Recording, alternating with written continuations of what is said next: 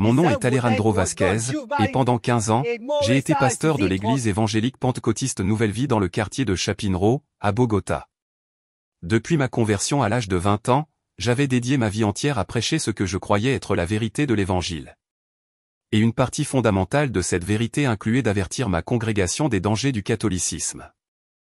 Pour moi, l'Église catholique représentait tout ce qui était mauvais dans le christianisme, l'idolâtrie envers la Vierge Marie et les saints, les traditions que je considérais anti-bibliques et, surtout, ce que je voyais comme la manipulation des âmes simples à travers des rituels et des cérémonies qui, selon mon interprétation des Écritures, éloignaient les gens d'une relation directe avec le Christ. Chaque dimanche, depuis la chaire de notre modeste mais active église, située dans une maison louée de 3 étages, je prêchais avec passion sur la vraie foi. Notre congrégation était passée de 30 à près de 200 membres en 5 ans, et beaucoup d'entre eux étaient des catholiques qui avaient vu la lumière et s'étaient convertis au protestantisme évangélique. Parmi mes fidèles les plus assidus se trouvait don Carlos Moreno, un homme de 52 ans qui travaillait comme chauffeur de bus urbain pour l'entreprise municipale. Carlos était arrivé à notre église 3 ans auparavant, lors d'une crise familiale, lorsque son épouse, Maria del Carmen, avait été diagnostiquée d'un cancer du sein. Dans son désespoir, il avait frappé aux portes de notre église, cherchant l'espoir. Nous lui avions apporté non seulement des prières et un soutien spirituel, mais aussi une nouvelle perspective de foi qui, selon son propre témoignage, avait transformé sa vie. Don Carlos devint l'un de mes diacres les plus engagés. Son témoignage de conversion était puissant.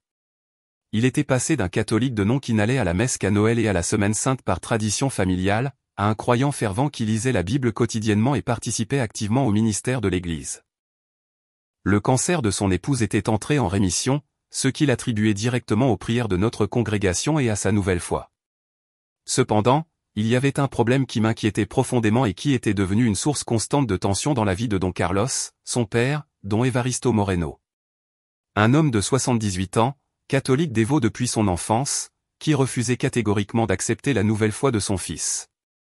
Don Evaristo était de ces catholiques de la vieille garde, de ceux qui avaient grandi dans les hameaux de Boyaca lorsque la foi catholique faisait partie intégrante de l'identité culturelle colombienne. Il avait servi comme sacristain dans la paroisse de son village natal pendant plus de 30 ans avant de déménager à Bogota pour être proche de son fils et de sa famille. Dans la capitale, il avait trouvé refuge spirituel à la basilique du Sacré-Cœur de Jésus, où il assistait quotidiennement à la messe de 6 heures du matin. Le conflit avait commencé de manière subtile. Au début, don Carlos avait simplement cessé d'accompagner son père à la messe le dimanche, une tradition qu'ils avaient maintenue depuis que l'aîné avait emménagé avec eux. Lorsque don Evaristo demanda pourquoi, Carlos lui expliqua qu'il avait trouvé une nouvelle façon d'adorer Dieu qui était plus biblique et pure. L'aîné, confus mais respectueux, n'insista pas initialement. Cependant, lorsqu'il commença à remarquer que son fils ne faisait plus le signe de croix avant les repas, qu'il avait retiré les images religieuses de la maison et, surtout, lorsque Carlos se référa à la Vierge Marie simplement comme une femme bénie, mais pas quelqu'un que nous devions prier, la tension devint palpable. Je me souviens très bien du jour où don Carlos arriva à mon bureau pastoral, visiblement bouleversé. C'était un mardi après-midi de janvier et la chaleur de Bogota était lourde dans le petit bureau que j'avais aménagé au 2e étage de notre église. Les murs étaient décorés de versets bibliques encadrés et d'une grande photo de notre congrégation lors du dernier baptême dans le fleuve Bogota. Pasteur Alejandro, me dit don Carlos en retirant sa casquette bleue de chauffeur qu'il portait toujours, j'ai un gros problème à la maison. Mon père est très en colère contre moi parce que je lui ai dit que je ne pouvais plus l'accompagner à cette église catholique. Il me dit que j'ai perdu le respect de mes aînés et des traditions familiales. Je m'assis derrière mon bureau en bois, un meuble simple mais qui me donnait l'autorité que je jugeais nécessaire pour conseiller mon troupeau. J'ouvris ma Bible, une version Reina Valera 1960 que j'avais intensément soulignée pendant mes années de ministère, et je cherchais les versets que je considérais appropriés à la situation. Frère Carlos, lui répondis-je d'une voix ferme mais compréhensive que j'avais perfectionnée pendant mes années de pastorat, je comprends ta douleur, mais souvenons-nous de ce que dit la parole, si quelqu'un vient à moi et ne hait pas son père et sa mère, et sa femme et ses enfants, et ses frères et ses sœurs, et même sa propre vie, il ne peut être mon disciple. Le Christ doit être le premier, même avant la famille. Je vis don Carlos acquiescer lentement, bien que ses yeux reflétassent la lutte interne qu'il menait. Son père avait été un homme exemplaire, travailleur et affectueux, mais j'étais convaincu que les traditions catholiques représentaient une menace spirituelle réelle pour toute la famille. La situation s'aggrava lorsque don Carlos, suivant mes conseils pastoraux, commença à exprimer ouvertement son inquiétude quant à l'état spirituel de son père. Lors de nos séances de conseil, j'avais insisté sur l'importance pour les nouveaux croyants d'être le sel et la lumière pour leur famille, ce qui, en termes pratiques, signifiait qu'ils devaient s'efforcer d'amener leurs proches à la vraie foi. Pasteur, me raconta don Carlos lors d'une autre de nos séances, mon père se lève tous les jours à 5 heures du matin pour aller à la messe. Quand je lui demande pourquoi, il me dit que c'est pour remercier Dieu pour un nouveau jour et pour prier pour la famille. Mais je sais que là-bas, il prie des images, qu'il demande des choses à la Vierge Marie comme si elle était Dieu. Comment lui expliquer que c'est mal sans le blesser? J'avais étudié la théologie pendant 5 ans au séminaire biblique pentecôtiste de Colombie et je croyais avoir des réponses solides à ces questions. J'avais lu des auteurs comme John MacArthur et Ira Asprock, qui arguaient de manière convaincante contre ce qu'ils considéraient comme les déviations du catholicisme romain. Regardez, frère Carlos, lui expliquai-je en désignant ma Bible ouverte, l'écriture est claire, car il y a un seul Dieu, et un seul médiateur entre Dieu et les hommes, Jésus-Christ, homme. Votre Père met Marie et les saints comme médiateurs, et c'est de l'idolâtrie pure. Peu importe à quel point il est sincère, il est dans l'erreur, et l'erreur mène à la condamnation. Pendant ces semaines, j'observais comment don Carlos luttait intérieurement. D'une part, il respectait profondément son père et appréciait la foi sincère qu'il avait vue en lui toute sa vie. D'autre part, mon enseignement constant sur les erreurs catholiques avait semé en lui une préoccupation véritable pour le destin éternel de don Évaristo. Le point de rupture arriva un soir de février lorsque don Carlos vint me voir après le culte du mercredi. L'église était presque vide, il ne restait que quelques sœurs ramassant les chaises et nettoyant les lieux. L'odeur de café, toujours préparé après les services, emplissait l'air, se mêlant à l'arôme des fleurs qui décoraient l'autel improvisé. Pasteur Alejandro, me dit don Carlos d'une voix brisée, hier soir, j'ai eu une forte discussion avec mon père. Je lui ai dit que je ne pouvais plus le conduire en voiture à l'église catholique le dimanche parce que je me sentais mal de collaborer à quelque chose qui va à l'encontre de la Bible. Il est devenu très triste et m'a demandé si je croyais qu'il allait se condamner pour être catholique. Je m'assis sur une des chaises en plastique blanc que nous utilisions lors des cultes et invitai don Carlos à faire de même. À travers les fenêtres, on pouvait voir le mouvement nocturne de Chapinero, avec ses néons et le bruit constant du trafic de Bogota. Et qu'avez-vous répondu? Lui demandai-je, bien que j'imaginasse déjà la réponse à l'expression de douleur sur son visage. Je lui ai dit la vérité, pasteur. Je lui ai dit que, selon la Bible, le salut est par la foi en Christ seul, non par les œuvres, ni par les saints, ni par la Vierge Marie. Je lui ai expliqué que, tant qu'il continuerait à faire confiance à ses traditions au lieu de faire confiance seulement à Jésus, il était en danger spirituel. Don Carlos couvrit son visage de ses mains. Pasteur, vous auriez dû voir le visage de mon père. Il s'est mis à pleurer et m'a dit qu'il avait aimé Dieu toute sa vie, qu'il avait toujours essayé d'être bon, qu'il avait aidé les pauvres, qu'il n'avait jamais fait de mal à personne. Cela m'a brisé le cœur, mais vous m'avez enseigné que les sentiments ne peuvent pas primer sur la vérité biblique.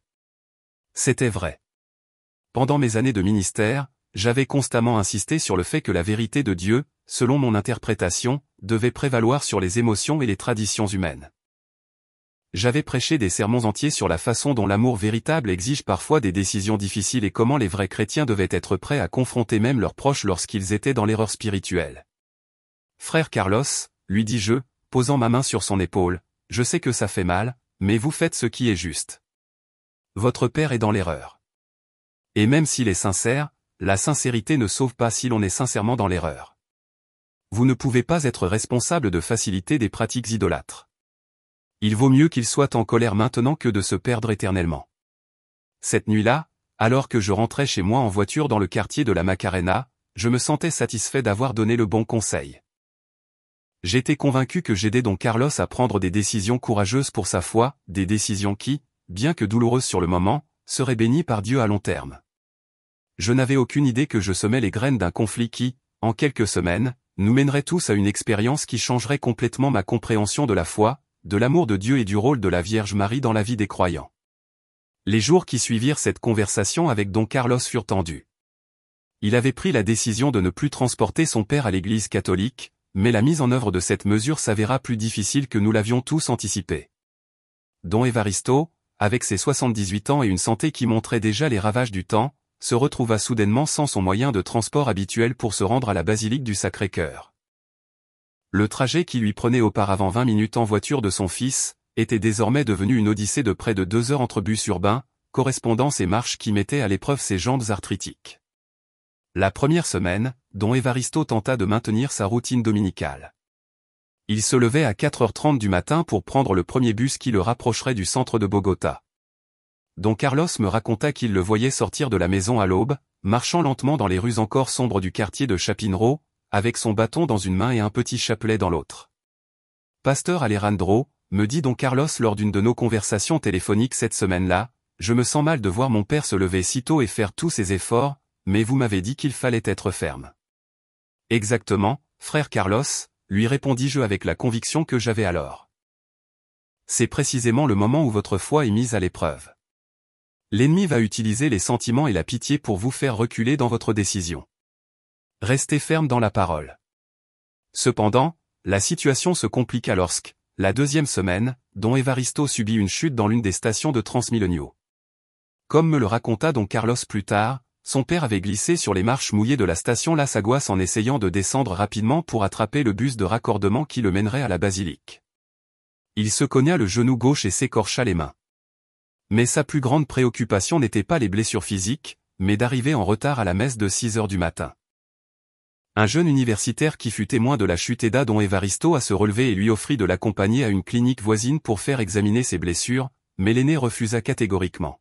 « Mon fils, lui dit-il, comme Carlos me le rapporta plus tard, je vais d'abord remercier Dieu d'être en vie et ensuite je m'inquiéterai de ses égratignures. » Lorsque Don Carlos apprit l'accident ce soir-là, en rentrant de son quart de travail de chauffeur, il trouva son père assis dans le salon, soignant ses blessures avec de l'alcool et du coton. Les mains tremblantes de l'aîné luttaient pour atteindre les égratignures sur ses genoux. « Papa, que t'est-il arrivé ?» demanda Carlos alarmé. « Je suis tombé dans le Transmilenio, mon fils, mais ce n'était rien de grave. La Vierge Marie m'a protégé pour que ce ne soit pas pire, » répondit Don Evaristo avec cette tranquillité caractéristique de ceux qui ont affronté de nombreuses difficultés dans la vie. Cette nuit-là, Don Carlos m'appela vers 23 heures. Sa voix était brisée et pleine de doutes. « Pasteur, mon père s'est blessé aujourd'hui en essayant d'aller à cette église catholique. Je commence à penser que je suis peut-être trop dur avec lui. Après tout, il veut juste adorer Dieu. » Je sentis que c'était un moment crucial pour la croissance spirituelle de Don Carlos. Je ne pouvais pas permettre que la compassion naturelle envers son père le détourne du chemin que je considérais juste selon les Écritures. « Frère Carlos, lui dis-je avec fermeté, ne vous rendez-vous pas compte de ce qui se passe? L'ennemi utilise cette situation pour manipuler vos émotions. Votre père s'est blessé précisément parce qu'il insiste à participer à des pratiques qui ne plaisent pas à Dieu. S'il abandonnait ses traditions catholiques et venait avec vous à notre église, il n'aurait pas à s'exposer à ces risques. » Il y eut un long silence de l'autre côté de la ligne. Je pouvais entendre la respiration lourde de Don Carlos et savais qu'il luttait intérieurement. « Mais, pasteur, me dit-il finalement, mon père a été catholique toute sa vie. Il aime vraiment Dieu. Dieu ne pourrait-il pas accepter sa foi, même si elle est différente de la nôtre? » Cette question m'alarma profondément. J'y reconnaissais les premiers symptômes de ce que je considérais comme une tiédeur spirituelle dangereuse. Dans mon expérience pastorale, j'avais vu comment de nombreux croyants commençaient à compromettre leurs convictions lorsqu'ils étaient confrontés à des situations émotionnellement difficiles. « Carlos, lui répondis-je d'un ton plus sérieux, la Bible dit que large est la porte et spacieux le chemin qui mène à la perdition, et nombreux sont ceux qui y entrent. Car étroite est la porte et resserré le chemin qui mène à la vie, et peu sont ceux qui les trouvent. Nous ne pouvons pas être relativistes avec la vérité de Dieu. Soit nous sommes dans le vrai, soit nous sommes dans l'erreur. Il n'y a pas de juste milieu. » Les jours suivants, je remarquai que Don Carlos traversait une véritable crise spirituelle. Son assiduité au culte devint irrégulière et, quand il venait, sa participation à l'adoration manquait de l'enthousiasme qui le caractérisait auparavant. Lors des prières de groupe, je le voyais les yeux fermés, mais avec une expression préoccupée, comme s'il luttait avec des pensées qu'il ne pouvait partager. La situation atteignit un point critique un mercredi soir, après le culte de prière. La plupart des frères et sœurs étaient déjà partis et Don Carlos s'approcha de moi avec une décision que je pouvais lire dans ses yeux. « Pasteur Alejandro, me dit-il d'une voix ferme, j'ai beaucoup prié sur la situation avec mon père et je crois que Dieu me demande de prendre une décision plus radicale. » Je m'assis sur une des chaises du devant de l'église, l'invitant à faire de même. Les lumières fluorescentes du plafond créaient des ombres marquées sur son visage et je pus voir la détermination mêlée de douleur dans son expression. « Dites-moi, frère Carlos, que croyez-vous que Dieu vous demande ? » « Pasteur, je ne peux pas continuer à être complice de la perdition de mon père. Il vit chez moi, mange de ma nourriture et je permets que ses pratiques idolâtres continuent ici. Je crois que je dois lui interdire complètement d'aller à cette église catholique. » Ces mots me surprirent, bien que je doive admettre qu'ils me remplirent aussi d'une étrange satisfaction pastorale. Je voyais dans cette décision le fruit de mes enseignements et la croissance spirituelle de l'un de mes disciples les plus fidèles.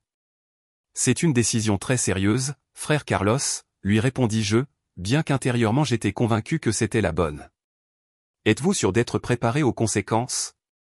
Votre père ne va probablement pas le comprendre. »« Pasteur, j'ai lu toute la Bible 2 fois depuis ma conversion et nulle part je ne trouve que Dieu approuve le culte des images ou la prière au saint. Mon père est un homme bon, mais il est trompé. En tant que chef de mon foyer, j'ai la responsabilité de protéger ma famille des influences spirituelles néfastes. » Cette nuit-là, Don Carlos rentra chez lui avec une détermination qu'il n'avait pas eue auparavant. Selon ce qu'il me raconta plus tard, il trouva son père dans le salon en train de lire un livre de prière catholique qu'il avait apporté de son village natal de Boyaca. C'était un vieux livre, aux pages jaunies et à la couverture usée par des années d'utilisation. « Papa, » lui dit Don Carlos, s'asseyant en face de lui, « nous devons parler. » Don Evaristo leva les yeux de son livre et acquiesça lentement. À son âge, il avait appris à reconnaître quand une conversation allait être sérieuse. « Papa, j'ai pris une décision très difficile, mais je crois que c'est ce que Dieu veut, » commença Don Carlos. « Tu ne peux plus aller à cette église catholique. C'est une maison chrétienne maintenant et je ne peux pas permettre que des pratiques qui vont à l'encontre de la Bible continuent ici. » Don Evaristo garda le silence un long moment, traitant les paroles de son fils. Ses mains ridées refermèrent lentement le livre de prière et le posèrent sur la table basse. « Tu es en train de me dire que je ne peux pas aller à la messe ? » demanda-t-il d'une voix calme, mais chargée d'incrédulité. « Oui, papa. Je ne peux pas continuer à être complice de quelque chose qui va à l'encontre de la parole de Dieu. Tu peux prier ici à la maison, tu peux lire la Bible, tu peux nous accompagner à notre église le dimanche, mais plus de messes, plus de chapelets, plus de prières au saint. » Le silence qui suivit fut dense et lourd. Don Carlos me raconta plus tard qu'il avait vu les larmes monter aux yeux de son père, mais l'aîné ne dit rien. Immédiatement, il se leva lentement de son fauteuil, prit son livre de prière et marcha vers sa chambre sans prononcer un mot. Cette nuit-là, Don Carlos ne put dormir. Il entendit pendant des heures les sanglots silencieux qui venaient de la chambre de son père, mais il resta ferme dans sa décision, se souvenant de mes paroles sur l'importance de placer la vérité de Dieu au-dessus des sentiments humains. Le lendemain matin, lorsque Don Carlos se leva pour aller travailler, il trouva son père assis dans la cuisine, déjà habillé et prêt, comme s'il allait sortir. « Où vas-tu, papa ? » « À l'église, mon fils, » répondit Don Evaristo d'une voix chargée de tristesse, mais aussi d'une dignité inébranlable. « Tu as le droit de fixer les règles chez toi, mais j'ai 78 ans et je ne cesserai pas d'aller à la messe, même si je dois rester sans maison. Dieu a été ma compagnie toute ma vie et je ne l'abandonnerai pas maintenant. » « Papa, tu ne comprends pas. Je ne te demande pas d'abandonner Dieu. Je te demande de l'adorer de la bonne manière, selon la Bible. » Don Evaristo se leva lentement de sa chaise et marcha vers son fils. Il lui posa une main sur l'épaule et le regarda directement dans les yeux. « Carlos, je respecte ta nouvelle foi, mais tu ne peux pas me demander de renoncer à la mienne. Je continuerai à aller à la messe, même si je dois marcher d'ici à la basilique. » Et ce disant, Don Evaristo quitta la maison, entamant ce qui allait devenir une routine quotidienne qui mettrait à l'épreuve non seulement sa résistance physique, mais aussi la détermination de son fils et, sans que je le sache alors, ma propre compréhension de ce que signifie réellement l'amour de Dieu. Pendant les 2 semaines suivantes, Don Evaristo tint parole avec une détermination qui surprit tout le monde. Chaque matin, sans exception, il se levait à 4h30 et commençait sa traversée vers la basilique du Sacré-Cœur de Jésus. Le voyage, qui lui prenait auparavant 20 minutes en voiture, était désormais devenu une marche de près de 3 heures aller-retour, utilisant un vieux bâton de marche en bois qui avait appartenu à son père. Don Carlos me tenait informé de la situation par des appels téléphoniques qui étaient devenus de plus en plus tendus. « Pasteur, » me disait-il d'une voix chargée d'inquiétude, « mon père sort de la maison alors qu'il fait encore nuit. Les voisins m'ont dit qu'ils le voyaient marcher le long de la Carrera Septima avec son bâton, s'arrêtant de temps en temps pour se reposer. Hier, il est rentré à la maison après 10 heures du matin, épuisé et les pieds enflés. Je maintenais ma position ferme. Frère Carlos, c'est exactement ce à quoi nous nous attendions. Votre père est têtu et Dieu va utiliser cette situation pour briser son orgueil religieux. Bientôt, il se rendra compte que toute cette souffrance est inutile et il acceptera de venir à notre église. Mais j'avais complètement tort. Le dimanche 11 mars 2018, un jour qui restera gravé dans ma mémoire pour toujours, la situation prit un tournant qu'aucun de nous n'avait anticipé. C'était un dimanche de mars typique à Bogota, avec cette bruine intermittente qui caractérise la savane à cette époque de l'année. Les rues étaient humides et la circulation matinale commençait à s'intensifier tandis que les familles se dirigeaient vers leurs églises respectives. Don Carlos était parti tôt ce matin-là pour son quart de travail de chauffeur de bus urbain. Sa route couvrait le corridor du portail de la 80 jusqu'au centre-ville, en passant par Chapinero. Comme il me le raconta plus tard, il avait passé une nuit très agitée, préoccupé par son père, qui était parti de la maison à 5 heures du matin pour sa marche dominicale vers la basilique.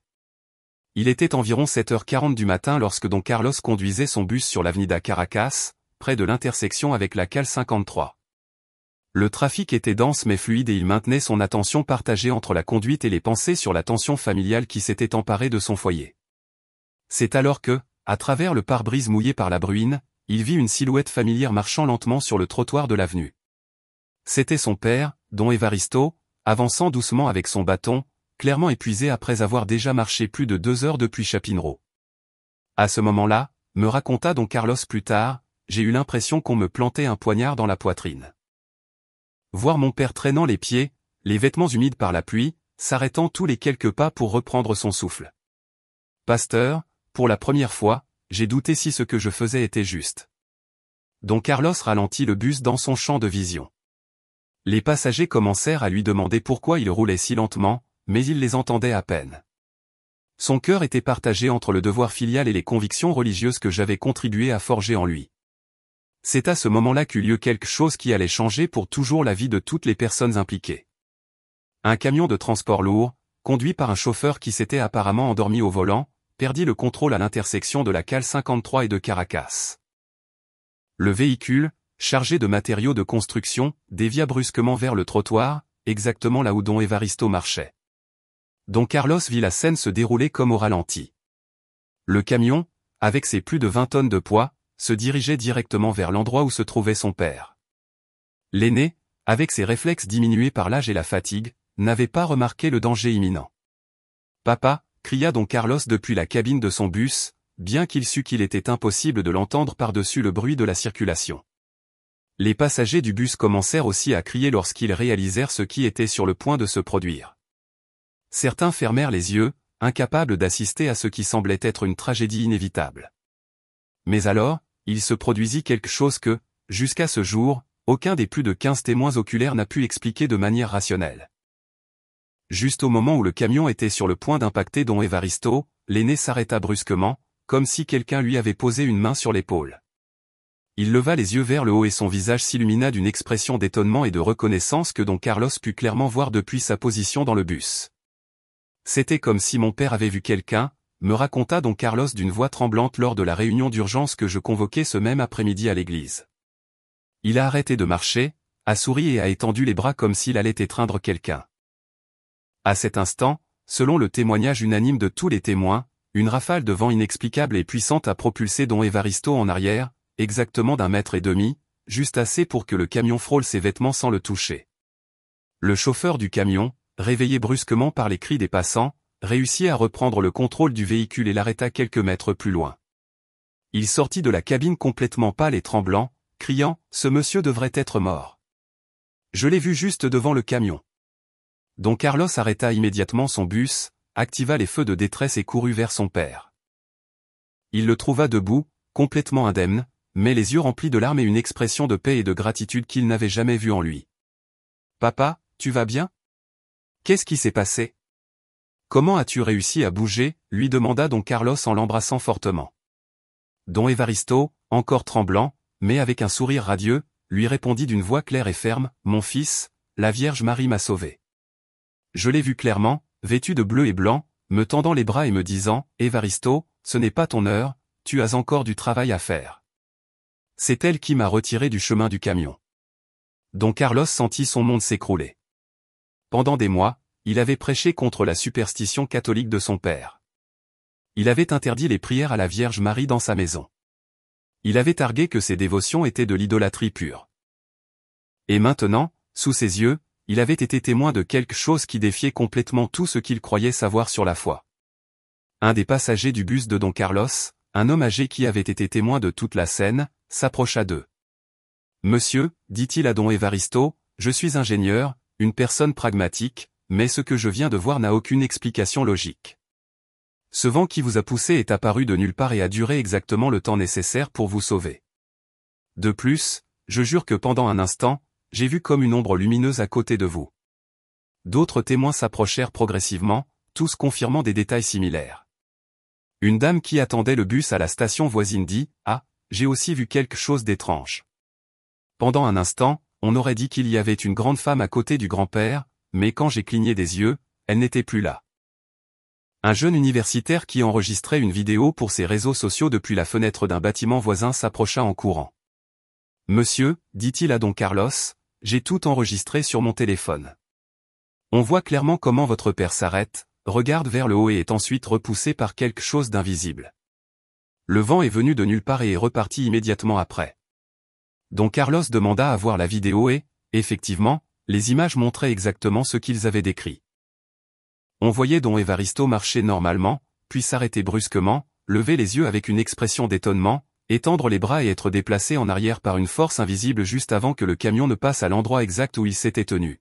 « Papa, lui dit Don Carlos d'une voix brisée, es-tu sûr de ce que tu as vu, mon vieux ? » « Mon fils, répondit Don Evaristo avec une tranquillité qui contrastait avec l'agitation de tous les autres, j'ai été dévot de la Vierge Marie pendant 70 ans. Je connais son visage, je connais sa voix, je connais son amour. Elle m'a sauvé aujourd'hui, tout comme elle a pris soin de notre famille toute ma vie. » À ce moment-là, Don Carlos traversa une crise spirituelle profonde que je pus voir reflétée dans ses yeux. Tout ce qu'il avait cru sur la foi catholique, tous les enseignements que j'avais reçus de ma part, tous les arguments théologiques qu'il avait mémorisés, se heurtèrent à la réalité indéniable de ce qu'il venait de voir. Le chauffeur du camion, un homme d'une quarantaine d'années nommé Roberto Avila, s'approcha également du groupe. Il était visiblement affecté et répétait encore et encore, « Monsieur, pardonnez-moi. Je me suis endormi.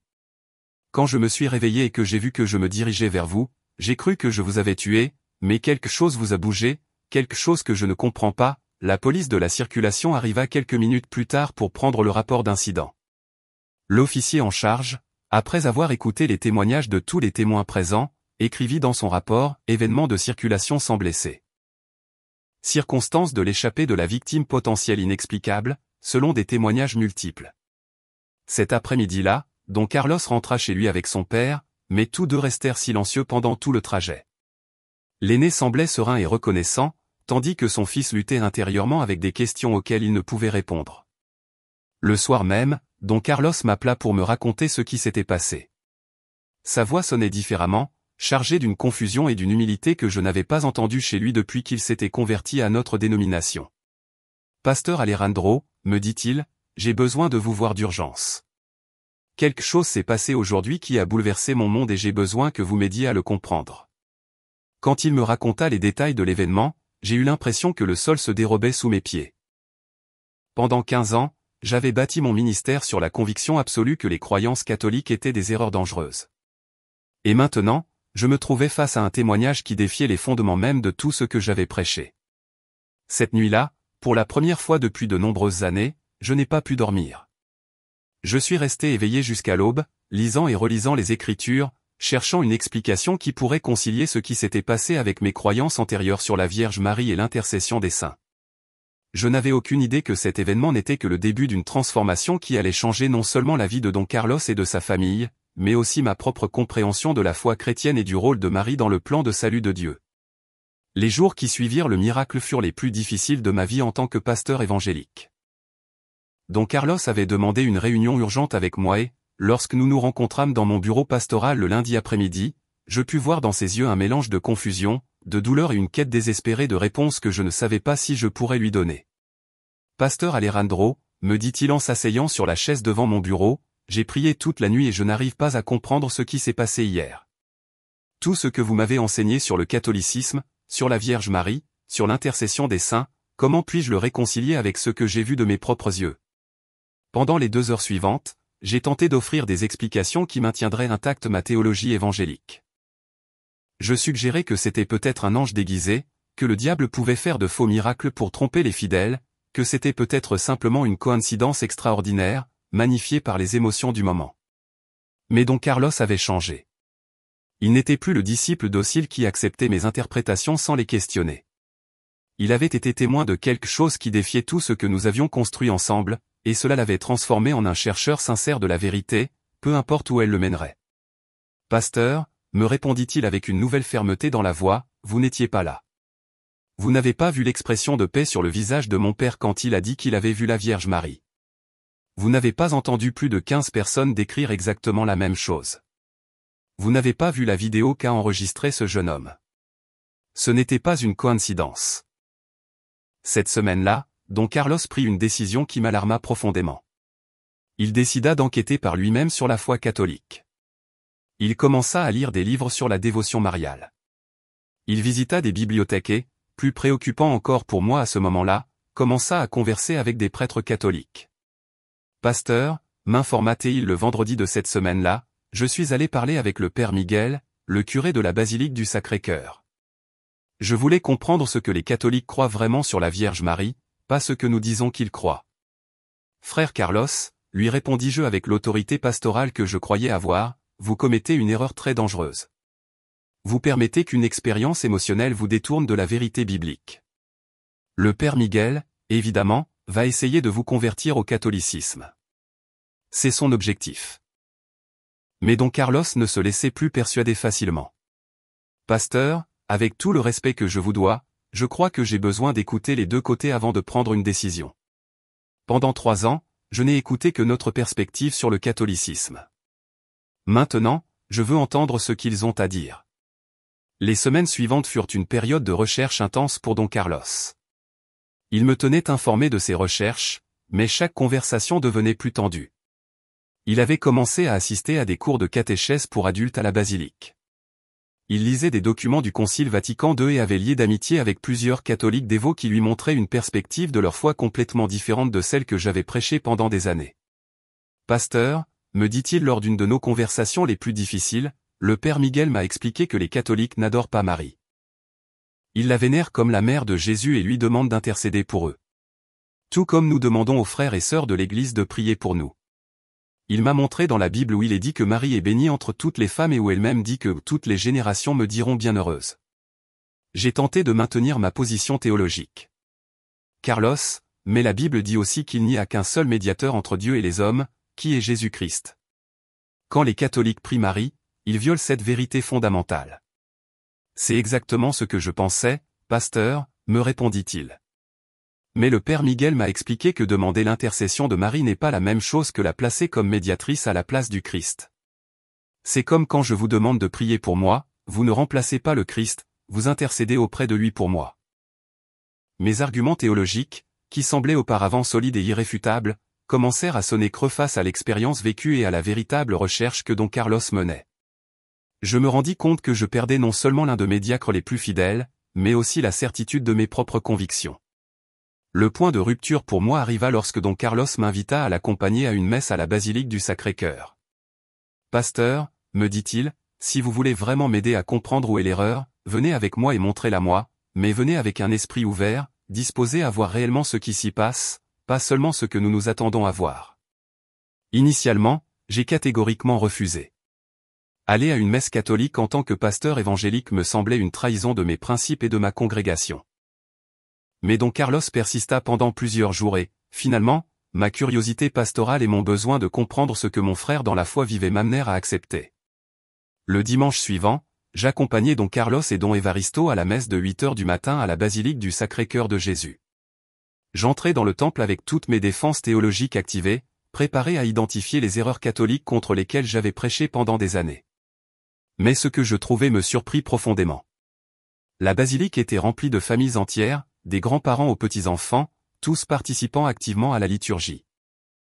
J'entendis des lectures directes de la Bible, des psaumes chantés, une homélie qui exaltait l'œuvre salvatrice de Jésus-Christ et des prières qui glorifiaient Dieu le Père, le Fils et le Saint-Esprit.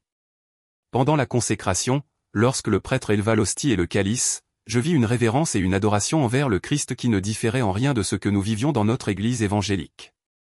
Les gens se prosternaient, certains pleuraient et je pus sentir une présence spirituelle authentique que je ne pouvais nier.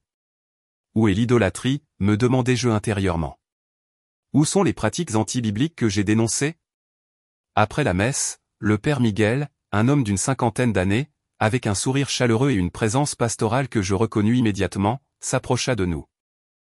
Don Carlos nous présenta et, bien que je me sentisse d'abord mal à l'aise, le père Miguel me reçut avec une hospitalité et un respect qui me désarmèrent complètement. Pasteur Alejandro, me dit-il, Don Carlos m'a dit que vous aviez été son guide spirituel pendant plusieurs années. J'apprécie votre travail pastoral dans sa vie. Il est évident que vous lui avez appris à aimer les Écritures et à chercher sincèrement Dieu. Ces paroles me surprirent. Il n'avait pas attaqué mon ministère, ni essayé de critiquer ma dénomination. Au lieu de cela, il avait reconnu le travail authentique que j'avais fait dans la vie de Don Carlos. Père Miguel, lui répondis-je avec prudence, je dois admettre que je suis venu ici en m'attendant à trouver quelque chose de très différent de ce que j'ai vu ce matin. Et qu'attendiez-vous de trouver? Me demanda-t-il avec une curiosité véritable. J'attendais de voir le culte des images, des rituels superstitieux, des pratiques qui éloigneraient les gens du Christ, admis-je honnêtement. Le père Miguel sourit avec compréhension. Pasteur, je comprends parfaitement vos préoccupations. Pendant mes études sacerdotales, j'ai aussi dû faire face à ces mêmes questions. Souhaitez-vous que nous parlions de la théologie catholique? J'aimerais beaucoup entendre vos perspectives et partager les nôtres. Cette conversation s'étendit sur plus de 3 heures dans le bureau paroissial de la basilique. Le père Miguel me montra des documents du catéchisme de l'Église catholique, des encycliques pontificales et des écrits des pères de l'Église qui présentaient une perspective complètement différente de celle que j'avais prêchée sur le catholicisme. Pasteur Alejandro, m'expliqua-t-il, quand les catholiques demandent à Marie de prier pour eux, ils ne l'adorent pas et ne la placent pas à la place du Christ. Ils reconnaissent qu'elle, en tant que mère de Jésus, a une relation spéciale avec lui.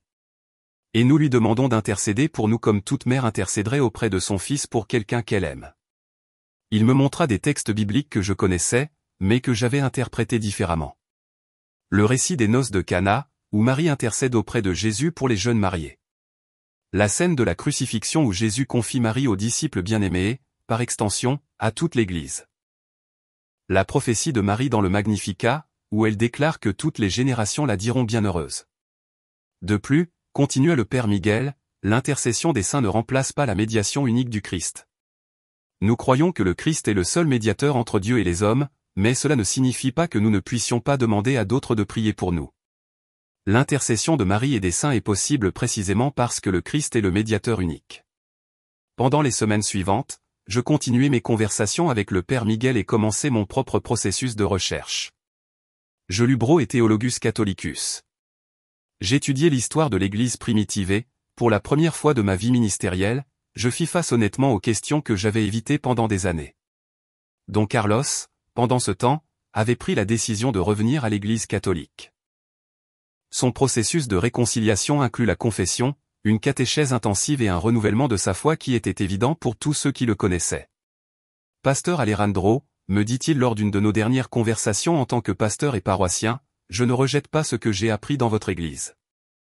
L'amour des Écritures, l'importance de la prière personnelle, le désir d'évangéliser, tout cela fait toujours partie de ma foi, mais maintenant je comprends que ces vérités peuvent être pleinement vécues au sein de l'Église catholique. La transformation de Don Carlos fut remarquable. Sa relation avec son père fut complètement guérie. Sa famille retrouva l'harmonie et sa foi s'approfondit d'une manière qui était évidente pour tous. Don Evaristo, de son côté, n'a jamais montré de rancune envers son fils pour les mois d'interdiction. Au lieu de cela, il a offert sa souffrance en prière pour la conversion de toute la famille. Pour moi, le processus fut beaucoup plus graduel et douloureux. Je fis face à la résistance de ma congrégation, aux critiques d'autres pasteurs évangéliques et à la perte de la sécurité théologique qui avait été la base de mon identité pendant 15 ans. Mais l'évidence était irréfutable, le miracle que j'avais vu, la transformation positive dans la vie de Don Carlos, la profondeur théologique que j'avais découverte dans le catholicisme et, surtout, la paix que j'ai trouvée quand j'ai cessé de lutter contre ce que mon cœur savait déjà être la vérité. 6 mois après le miracle de Don Evaristo, je pris la décision la plus difficile de ma vie. Je démissionnai de mon pastorat évangélique et commençai mon propre processus de conversion au catholicisme. La réaction de ma congrégation fut mitigée. Certains me suivirent dans la recherche de la foi catholique, d'autres me considérèrent comme un traître et beaucoup ne purent simplement pas comprendre comment leur pasteur avait perdu la foi. Mais je savais que je n'avais pas perdu la foi. Au contraire, j'avais trouvé la plénitude de la foi chrétienne dans l'Église que le Christ avait établie sur la pierre de Pierre. Don Evaristo, avec son humilité caractéristique, devint mon mentor spirituel pendant ce processus. À 78 ans, il m'enseigna la patience, le pardon et, surtout, la dévotion mariale qui avait complètement transformé ma compréhension de la maternité spirituelle de Marie. Don Alejandro, me disait-il avec cette sagesse que seule une vie de foi authentique donne, la Vierge Marie ne nous éloigne pas de Jésus, elle nous conduit vers lui. Tout ce qu'elle nous demande est la même chose qu'elle a dit aux noces de Cana, faites tout ce qu'il vous dira. Aujourd'hui, 5 ans après ce matin sur l'Avenida Caracas, lorsque la Vierge Marie a sauvé la vie de Don Evaristo, je suis un catholique convaincu et reconnaissant. Je travaille comme directeur de la catéchèse pour adultes dans la même basilique où Don Evaristo assiste quotidiennement à la messe et où Don Carlos sert maintenant comme ministre extraordinaire de l'Eucharistie. Mon témoignage est devenu un outil d'évangélisation que je n'aurais jamais espéré avoir. Je parle régulièrement avec des protestants évangéliques qui, comme moi, ont construit leur foi sur des malentendus du catholicisme. Je leur partage non seulement les arguments théologiques qui m'ont convaincu, mais surtout l'amour miséricordieux de Dieu qui m'a permis de reconnaître la vérité malgré mes préjugés. Don Evaristo, maintenant âgé de 83 ans, continue d'assister quotidiennement à la messe, bien que maintenant Don Carlos l'accompagne avec joie. Son témoignage du miracle s'est répandu dans tout Bogota et de nombreuses personnes ont renforcé leur foi mariale après avoir entendu son histoire.